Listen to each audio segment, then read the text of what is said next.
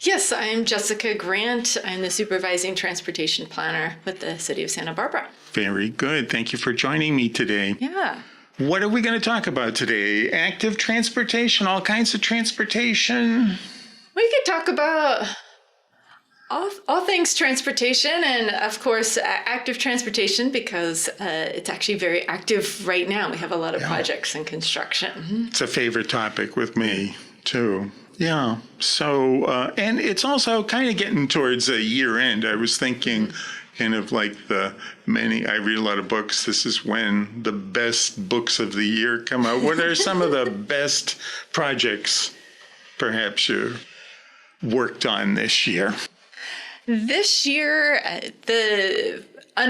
construction right now, it's been really exciting is the East Side and West Side Community Paseos projects. What's exciting about them is they're new to Santa Barbara for that style of infrastructure. So mainly they're bike boulevards, as most of the cycling community would know them as. They have different names all over the world.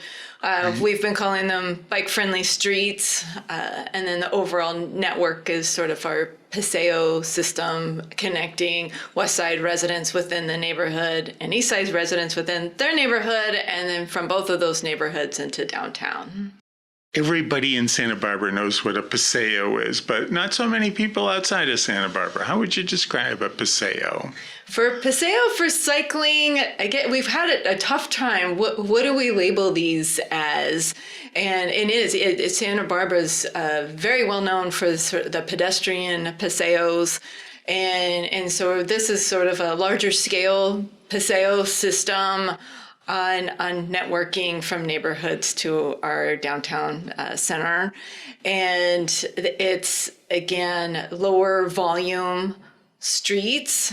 And how we make them lower volume is we'll have some traffic diverters to keep the volume of vehicles low, so cyclists feel comfortable riding along the road with vehicles. So it's not a bike lane, not a separated path. You're still in the street, but it will be more comfortable because it won't have the same high road volumes as some of the neighboring streets. Paseo is a term they use downtown, too, a lot, right? I have sometimes done tours. There are 11 paseos off of State Street, something like that. Something like that. There's try and count them, though. I'm not going to put you on the spot to name them all because I couldn't do it either. But yeah, a lot from our parking facilities and then connecting to State Street, which is our main street in downtown. But we also have fun pedestrian paseo networks throughout the Riviera. They're kind of little hidden gems, and you kind of find them through the local residents here. It is a local gem. They're really fun to experience. Fun. Sometimes I like to brag. I know how to walk up to the Riviera to go to the movies, through the neighborhoods and everything, up the stairs, and it's fun. It's cool. Yeah. Yeah. So I often am traveling over on Sola, and Sola's gotten a lot of attention lately. Yes. And that Sola is part of our West Side and East Side Paseos project network, and that's the downtown connection. And that is almost complete. It should be complete by the end of this month. Oh, great. And so it is very new, a lot of attention. And I think all of us in residents, and we all tend to be creatures of habit. And so for those driving, the travel patterns will change at some of the locations, again, to keep the people road seldom volumes complain low. Though. Yeah, but I think that's the exciting part. And we just did we've also have traffic signals time for the cyclists that just came online this week. So I used to walk in that direction towards the park. I say walking. My neighbor's dog, while he was in the hospital, I walked his dog. It was tricky getting to the park, and I'd often say, this is a park with people and children and people walking dogs. So that's going to be very well received by a lot of pedestrians, don't you think? Yes, and I think it takes a while just to. Once we put in an improvement, it takes about 3 to 6 months for it to settle in as a habit, no matter whether you're walking, biking, or driving. But I think the walking and biking experience will be very nice. We're hearing good things for Gillespie for the residents, and that's another popular one because it connects 2 elementary schools and 1 junior high. So now it's a really nice low volume street for kids and families to get to and from school. Also San Pasqual and the west side is also another low volume street. That's the big commuter street, and then local street connection as well. And then for those commuting, say from Goleta coming into downtown, they'll be able to cut through the west side, San Pasqual, Micheltorena Bridge, and we now have protected bike lanes on that bridge. And then eventually there will be a connection coming soon on Castillo to Sola to bring you right into downtown. Nice. What's really exciting for Sola, that's the first really strong east-west connection for biking in our downtown area. The other strong areas are Beachway. Beachway is great, except if you work or travel to school crossing the downtown area, then the Beachway could be out of the way. Yes. So right now, with the recent addition for Sola as the bike connection, it's really exciting. When you say Beachway, you're thinking Cabrillo? Yes.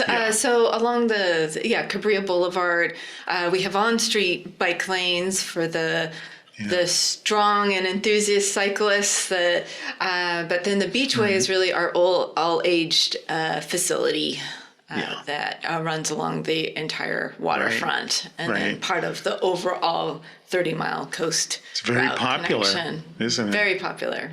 So I'm a pedestrian in these areas that you're speaking of lately, and if I remember correctly, first came traffic lights and new cut corners, ramps at the intersections, and I started to, I felt like I was personally, a beneficiary of all this, that somebody in the transportation department knew where I liked to go and was making my neighborhood better just for me, but that's not the case, is it?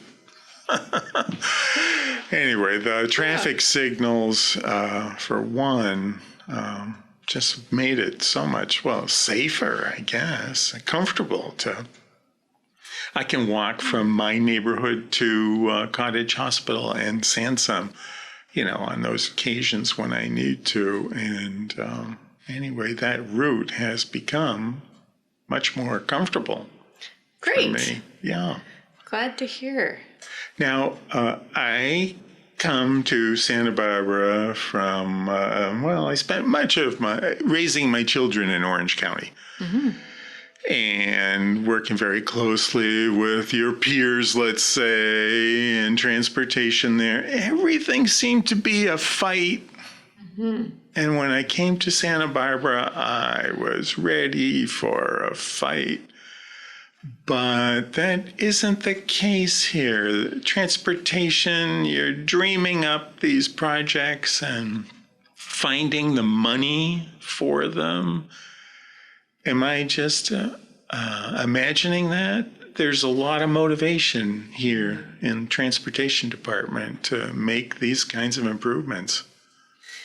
Yes, it's a really exciting time to be a transportation planner in Santa Barbara.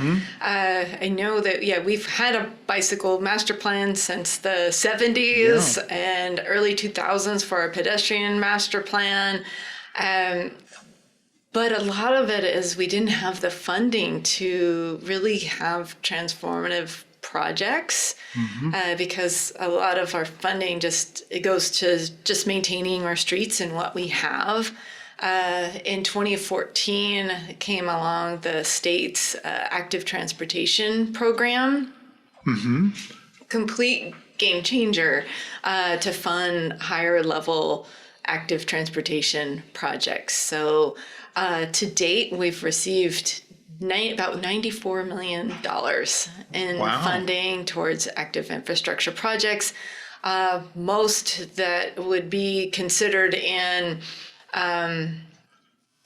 disadvantaged communities or environmental justice communities where we see really high volumes of walkers and bikers. And so it's been very exciting to focus in on those neighborhoods and really provide safety and access within our neighborhoods. So it's super exciting. And these grants that you speak of, maybe it's just anecdotal, but I remember a few years ago, Santa Barbara scored big with these state grants, and that there was some jealousy with other municipalities that Santa Barbara had scored so well.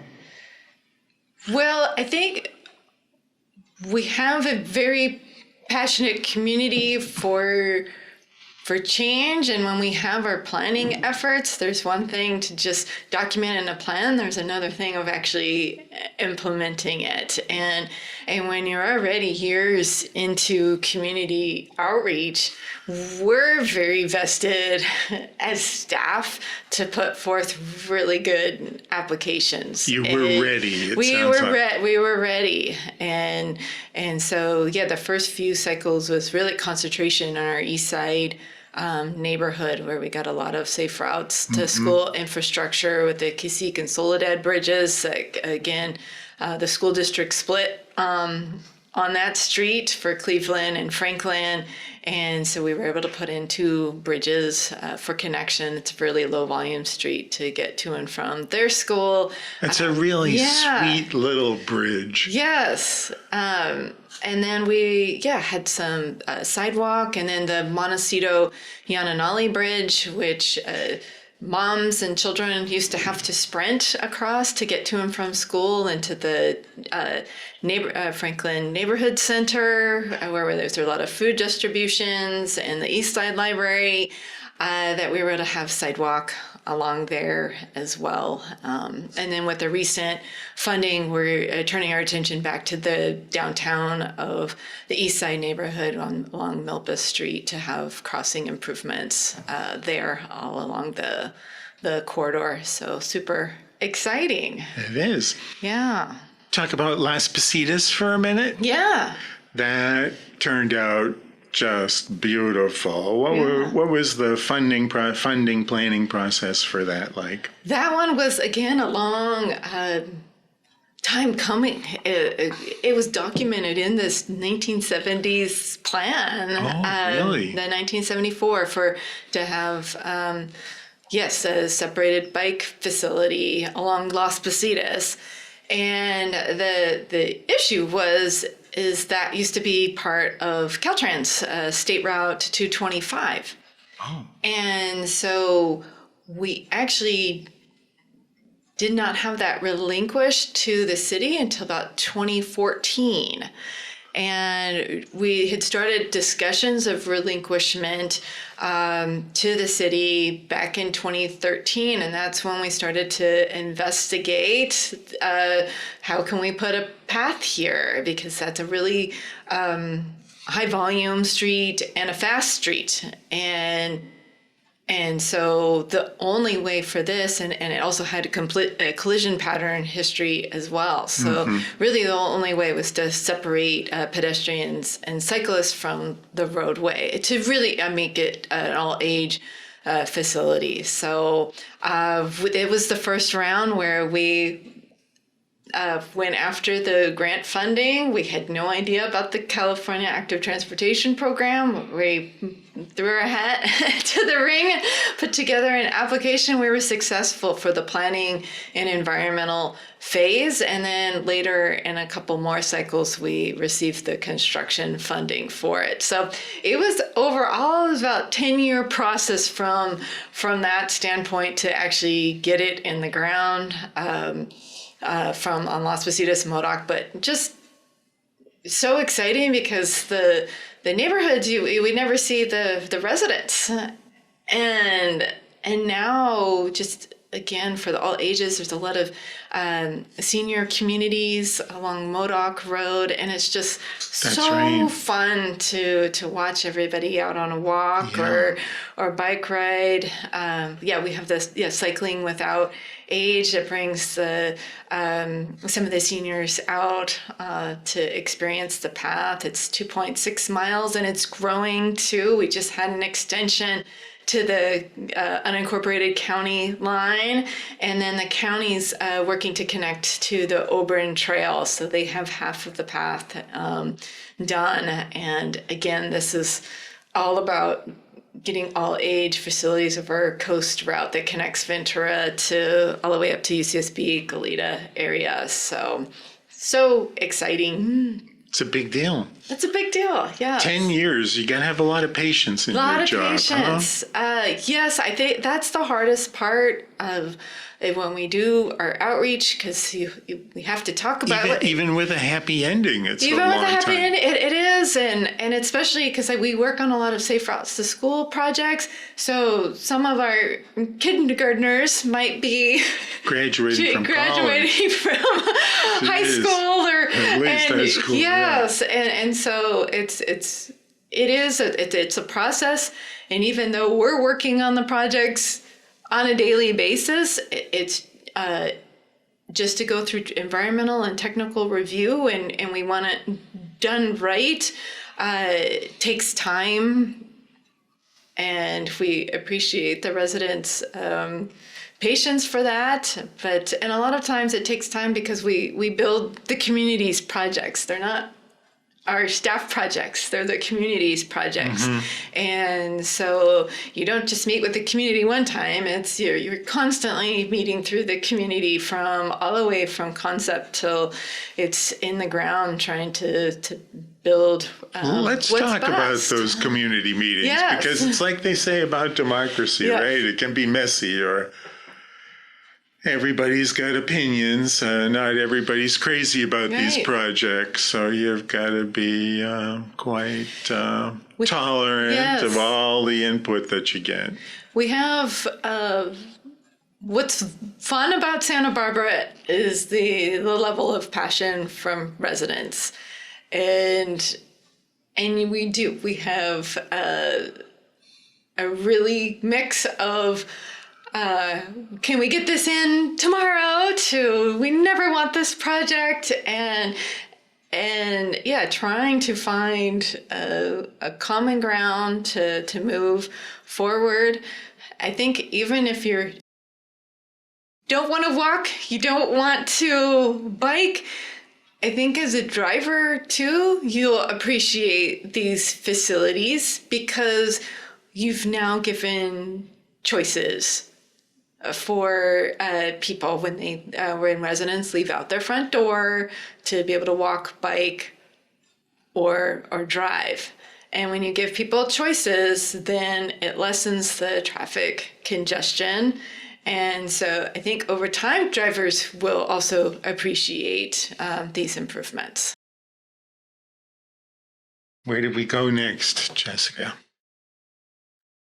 Well, I focused on the East Side and West Side Paseos projects. Also under construction right now is the State Street Vision Zero undercrossing project. Yes. So that is also super exciting, and it's also taken a while. It's also taken a while through the process, and but now we're actually, under construction. And again, it takes lots of patience, but we're finally at the fun part of actually constructing it. And it will just take probably about 2 years to construct. And what that project is, it's connecting the downtown with the waterfront. And downtown and waterfront are the highest levels of walking and biking in the city. And right now, it's basically repurposing a freeway underpass to balance out between the space needed for pedestrians. So we're essentially doubling the sidewalks underneath the underpass and then having protected bike lanes under the underpass. This is unfortunately the approaches at the underpass and through the underpass is also one of our highest levels of traffic-related collisions that are pedestrian and bicycle related. And so this project is addressing that. So also very exciting. So a very important safety project. And we started with the east side of the underpass, and then we'll move over to the west side once that's complete. But because of the volumes of bikes and peds underneath that underpass daily, we couldn't shut it down completely. Oh, true. So we have to build one side at a time. So it will take longer, but it would have been a major inconvenience to shut it down from all access levels, whether you're biking, driving, or walking. I can see that's going to be very popular too. The beach side, you got a lot of hotels down there. You get a lot of tourists coming to town, and you want them to come to maybe the more commercial side, a little bit upper State Street there. And this will make it much more appealing to people. Right. Yes. Yeah. And just inviting and the way that it's designed. The Jeff Shelton is a local architect, very well known for his architecture, and he helped us in the design phase. So nice. It will be really fun. We have great lighting right now, even in pure daylight. That undercrossing is very dark, and so all of that will receive an upgrade. So we won't feel uncomfortable like you do now. Yeah. That's going to be great. It's going to be great. How about Measure C? That's brought a lot of money into the city. It's the 1 cent sales tax. Yeah. What have you noticed the impact from Measure C on your projects too? For Measure C, it's been great because for our roadway system, for years and years, we had very minimal sources for funding for just our pavement maintenance. And it was basically just under about $3 million a year prior to Measure C. And so that's essentially all we had. And so that's why it was so important for us to go after grant funding for active transportation, because we have to maintain what we have. Because there was such a backlog in pavement maintenance, we're still not completely caught up from that backlog. But it has just been so excited just to get our streets maintained.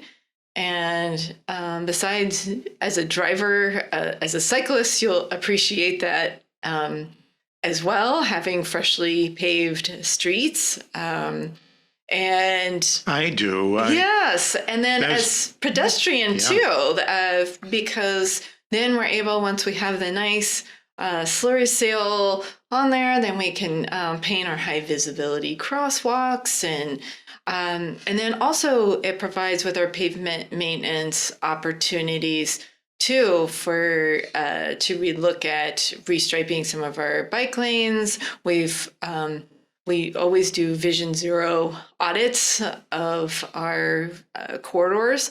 And so through some of that work, again, we've been able to have implement buffered bike lanes or new bike lanes and that type of thing. So it's really great, but it's Measure C still continues. We still need the funding for maintaining what we have. So as far as more bells and whistles from that funding source, not quite yet. We just need to really focus on the maintenance part for that. You've mentioned Vision Zero a couple of times, yes. Jessica. I know what it is, but maybe not everybody does. How would you describe Vision Zero? Well, we're a Vision Zero city. Council adopted the strategy back in 2018, and that's to eliminate all fatalities and severe injuries from our roadway. Severe injuries is basically an injury that you have to seek medical attention for. And so it's really looking at it from different perspectives. So where are we seeing collision patterns in our city? How do we address those collision patterns over time? And are there engineering solutions? Is it education related? Is it enforcement related? All of those things really play into the overall Vision Zero strategy. And we've been doing a good job at we have Vision Zero high priority corridors in the city. Unfortunately, there's 23 high priority corridors. But we've, over the past several years, a lot of our active transportation projects are our Vision Zero projects, and really hoping that we cool our collision pattern mapping over time. Mm-hmm. Mm-hmm. One of the things about Vision Zero that always kind of stuck with me, and just a little part of it, was that people shouldn't be, seriously injured just because they make a mistake. Stepping off the curb at the wrong place, for example, or as I have become more of a senior citizen, I'm more aware of the mistakes that I make when I'm out there on the road. And anyway, those kinds of improvements to minimize the, what would you say, potential consequences have really, mattered to me. Yeah, and again, we look at our users of transportation network go from babies to 2-year-olds to yes, our more mature residents as well. And one thing with the Measure C monies when we're repaving is we've been able to get in a lot of access ramps. And so as you mature, just even a step up onto a sidewalk can be difficult to navigate, even for somebody that's not considered disabled, but that, mobility lessens over time. And so that's been extremely welcome and popular by our residents to fix those over time to make our whole walking environment accessible.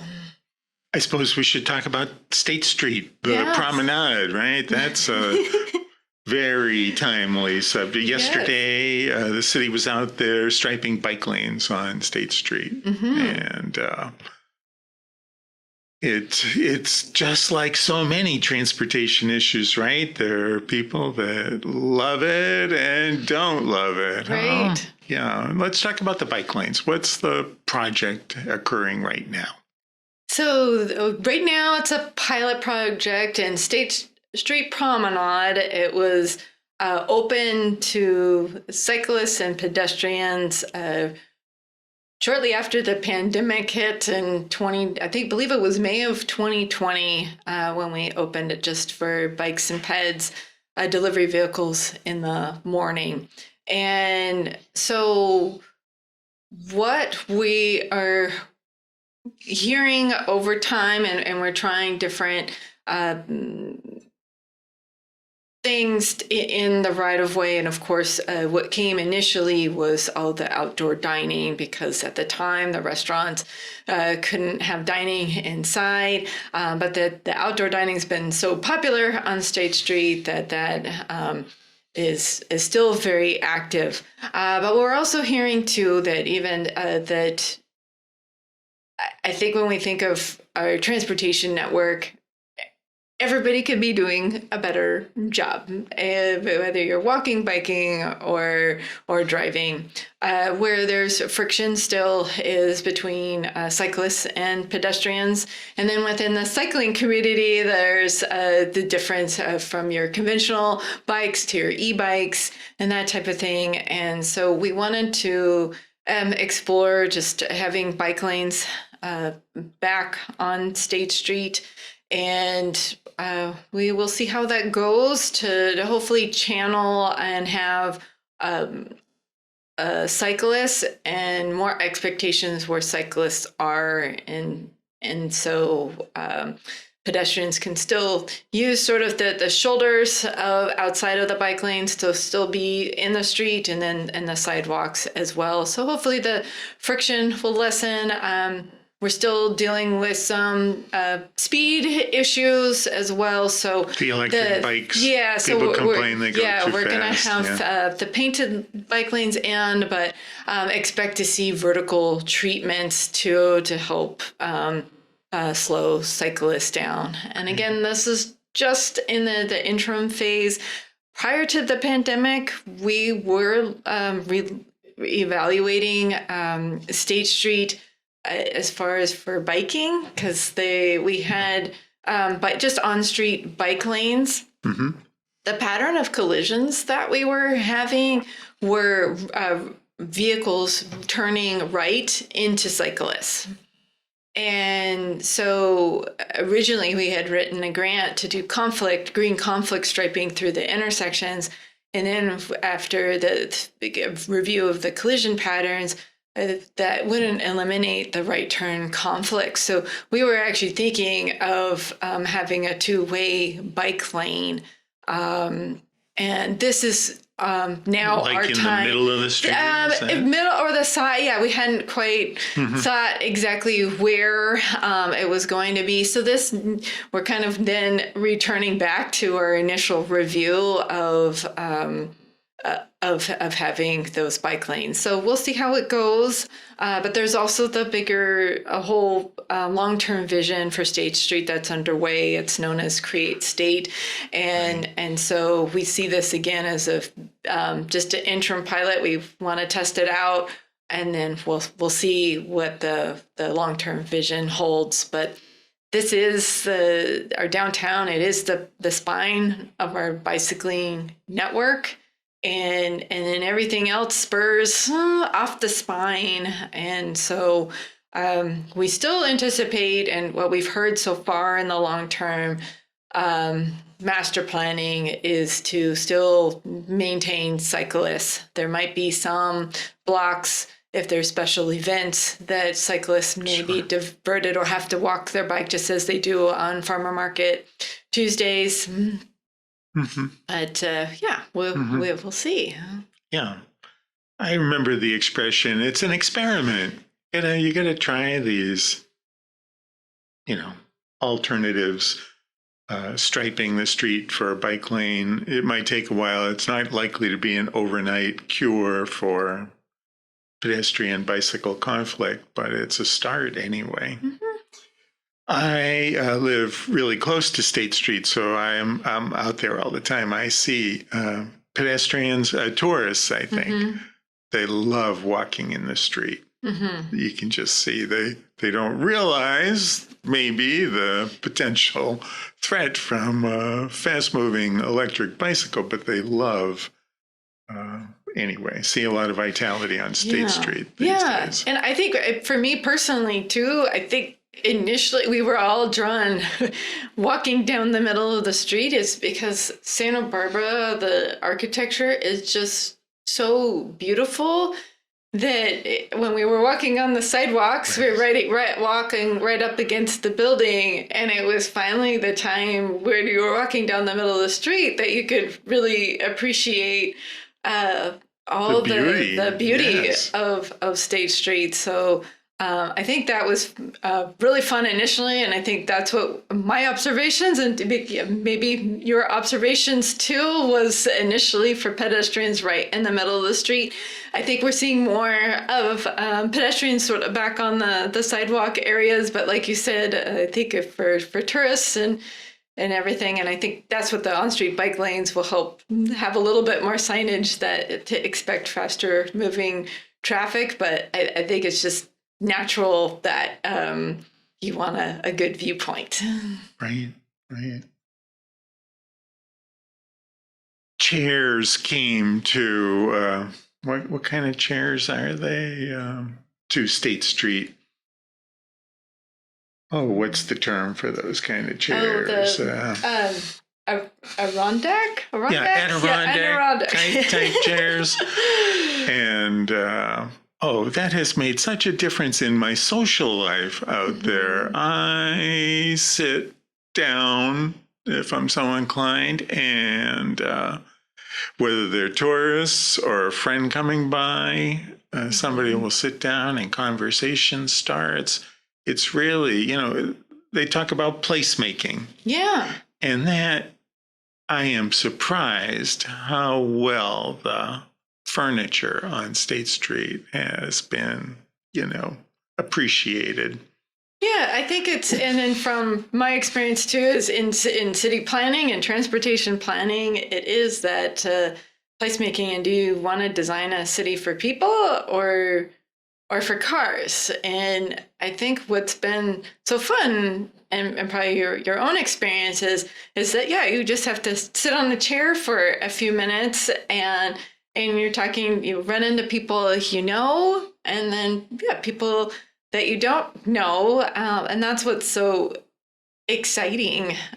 It is. I think about State Street, and I think even on our own lunch breaks, we always say, oh, we talked to 5 people on our route to go get lunch. And it's a town that you know a lot of people, but not everybody. But it certainly, I always feel comforted whether I'm walking or biking that I do find somebody that we know, and that's what's great about our community. It is. It is. Well, we're wrapping up, Jessica. Thanks for joining me this morning. Yeah. And I'm going to go out. I'm going to add some photos to the interview. When I post it online, I'll add some photos. Where would you send me first, say, for some photos? Probably Sola Street, right in my own neighborhood. Yeah, Sola and Gillespie. Also Aliso Street. That's where the bike-friendly street's happening. On the east side, it's still in construction. We're not finished with it yet, but that's well underway. And then there's lots of, I can probably point out a map too, but and then even the lower part of downtown De La Vina, we recently removed a vehicular lane due to patterns of collisions there, and we have a nice on-street bike lane for that. That's really nice. I appreciate that too. Wow. Over. And then, yeah, Mitchell Torina Bridge is also exciting.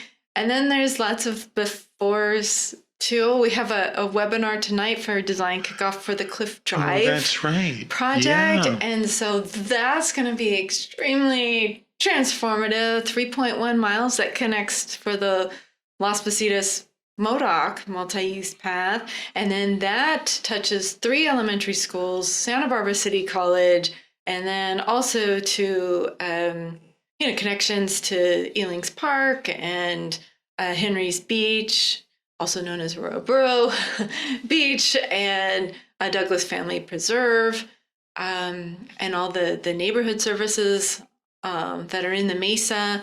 So that's really exciting. That will be the next 4 years of our lives to get it to final design to out to construction. And of course, I mentioned Milpas Street, and then the west side, there's more improvements coming to the west side neighborhood as well. And we'll have a cycle track coming in along MODOC between Mission and Las Positas. And then that will again hook into the Las Positas MODOC path. That's really needed. So it's so exciting. Yeah. And then a lot of improvements on San Andres Street, which is the main street of the west side neighborhood. And sprinkled all throughout there is really, making your route less stressful. Again, whether you're walking, biking, or driving. So that's the you next just 4 years described of our lives, but it's you just can't wait. It's Christmas Day for us transportation planners to be working on such amazing community projects. It's really an honor. Thank you, Jessica. Yeah. Thanks very much.